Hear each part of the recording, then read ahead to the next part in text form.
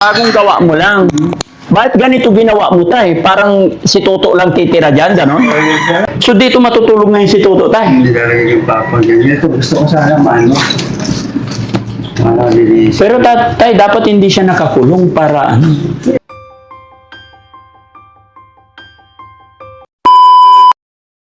Ito? Ano, tay? Ano sabi mo to? Pag napaklaks ko. Oo. Kasi malambot ko yung semento. Pag alis ko lang. Bagong gawa mo lang. Bakit ganito ginawa mo, tay? Parang si Toto lang titira dyan, gano'n? Siya lang. Ha? Siya lang. Gagawa naman ako dito. Gagawa ka rin dito, ng sayo. Ito, pinawelding ko. Mas may na ako sa gabi. Eto, tay. Alis yun. Ang gamit, ang ganda na. Spot lang. So dito matutulog ngayon si Toto, tay? Hindi talaga yung papa niya. Ito gusto ko sana maano. Malinis. Pero tay, dapat hindi siya nakakulong para ano? I-open ko yan. Oo, para mamuhay siya ng normal, no? I-open. Tapos samahan ko lang muna siya. Opo.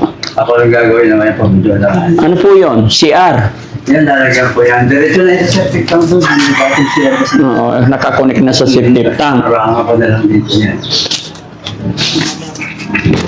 Butas ko lang. So ibig sabihin, tay, nung unang nakita namin si Toto doon, unang punta namin sa iyo, ginagawa mo na to? Nagawa ko na yun.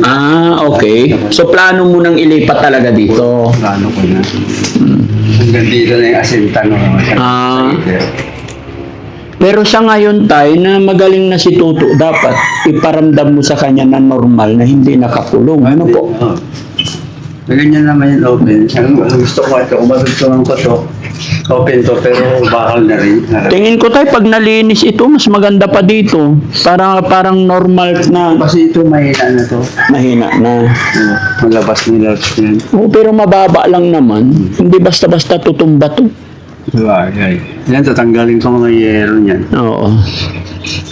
Saka isa pa, yung pagpasok dito ko nandito to, mahirap.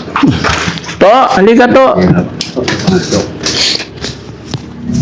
Ito to, tatambakan ko to hanggang dito eh. Dito ka na. Apo, sir. Opo, sir. Narimutan mo na. Dito ka na, lagi kang country mo rito. Dito ka, dito. Dito ka. Dito. Lagi ko yung country mo dyan, no? Lalagay ng katre. Pag gabi, kung sa matulog, punta ka na niya. Tapos ito, Labas-labas lang siya. yan, nalisin mo yan para balon. Bala ko itira nung kalahati dito, sir. Ha? So, please kayo. Bawal. Lumakas kayo, sir. Ako magso-soft drinks para lumakas. Sige, wag mo ko alalahanin, okay lang ako. Ikaw ang inaalala ko. Sana maging okay ka na.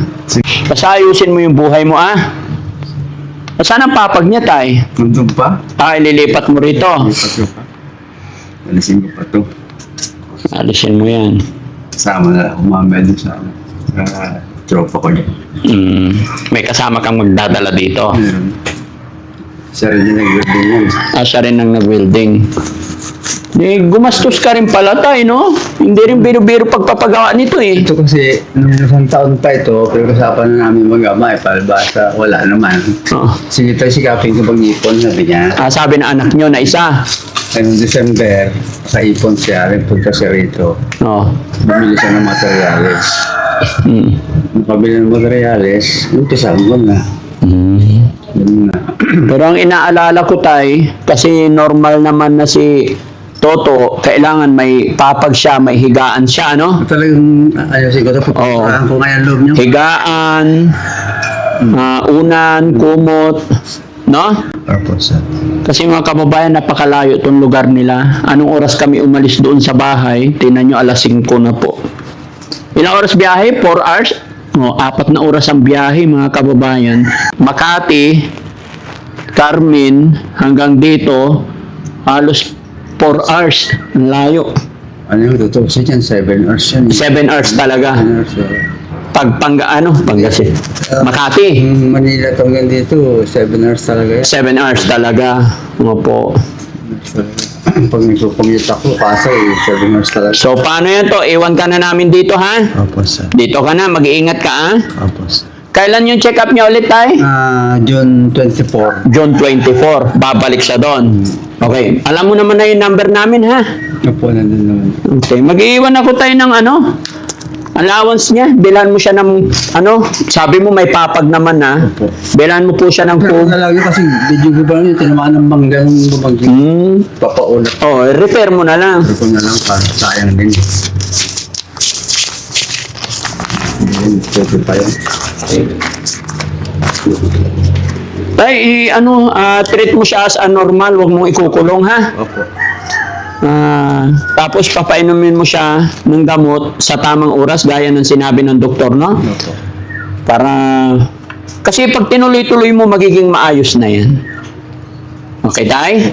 Para hindi rin kami gabihin. Anong masasabi ni Toto na hindi na siya nakatali ngayon? Parang nakawala din po siya. Parang nakawala. So, mas masarap na yung pakiramdam ngayon, ha? Be a good boy ka, ha? Kita tayo ulit pagka-check up mo. Magte-text naman ang tatay, no? May, alam mo na. Basta mag-text ka lang lagi sa amin, tay, ha? O, tay, kamay po. Bibigyan kitang 1, 2, 3, 4, 5, 6, 7, 8, 9, 10,000. Salamat po, Dali Frankie, tulong niyo, Frank. Na-solve ko yung problema ko. Kala ko talaga wala na kaming pag-asa kumagaman na buti na lang panalangin ko na makita kayo na natupad. Laking pasalamat ko sa inyo. Sa mga team nyo, masyado talagang patyaga sila. Nakita ko ang trabaho nyo. Talagang mahirap. Hapon, magdamag pala kayo ng biyahe. Opo. Hindi naman po pwede kasing ihinto-hinto pa namin kayo, tay. Kaya ayaw at sa gusto talagang. Ang nangyari kasi mga kababayan, dahil dalawa yung nagkasabay, si tatay tsaka si tatay Rudolph, kaya nagkahiwalay. So, bali, kahapon hanggang ngayon, pangumbaga, tuloy-tuloy ang biyahe namin hanggang sa humabol na lang ako. Tapos ngayon, iban ang naghatid kay tatay Rudolph, si Kuya Jesse naman. Kaya medyo malikot yung mga schedule namin dahil nagkasabay. Actually, schedule din ni Toto is biglaan to, biglang tawag yung bahay pagamutan. Si Tatay Rudolph naman, biglang patawag din ng doktor dahil nangangati. Pero awa ng Diyos, okay naman na, naliwanagan na. No? Pero sa ngayon mga kababayan, napakalayo ng lugar nila, kaya nagbigay si Daddy Frankie ng 10,000 pambili ng mga gamit. Bali may nabigay naman kami bago, di ba? Tsaka... Pinambili ko dito. Ngayon. Ay, oo. Unti-unti, no? Malay natin, tay. Tiwala lang kay God, ha? Kompleto naman pa yung gamot. Opo, Okay. Pag-wala. Oh, Yes, sir. anong masasabi? Alis na kami. Nakamiss din po. Ha? Nakamiss din po yung bagay na nakaraan po. Maraming salamat. Pakasaya ka lagi, ha? Opo, sir. Kain ka lagi, ha? Thank you, sir. Alam ko naman na hindi ka pababayaan ng iyong tatay. Pero mahalin mo rin tatay mo. Huwag mong sasaktan, ha? Opo, sir. Huwag mong susuntukin si tatay, ha? Para hindi ka nila itali. No? Gusto mo ba itali? Hindi po. Hindi na. Oh, very good. Lagi ka magdarasal kay God, ha? May pag-asa pa. Bata ka pa, eh. Opo, sir. Salamat po, sir.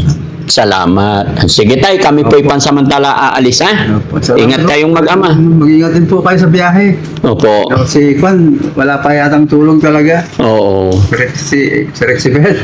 Oo, si Rizky. Si Rizky. Okay lang yan. Pag inantok, papalitan namin. May mga driver pa kaming extra.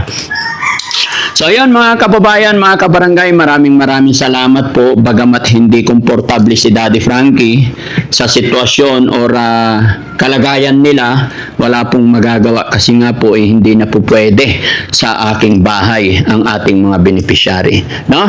Kung pwede pa sana is makukulture ko pa sana si Kuya Toto hanggang sa tuluyan. Kasi si Kuya Toto is kailangan talaga tutukan ng gamot yan, no? Pero yun mga kababayan, maraming salamat. Bless sana tayo ni Lord na maging maayos. Gabayan sana ng Panginoon ng pamilyang ito na mapagtagumpayan nila yung kanilang pagsubok na dinadaanan. At kausapin mo na lang yung mga iba mong anak, tay, tulungan ka rin nila, tulong-tulong po kayo para kung anong pangailangan. Suporta lang ang kailangan niya para tuloy-tuloy gumaling. Ano po?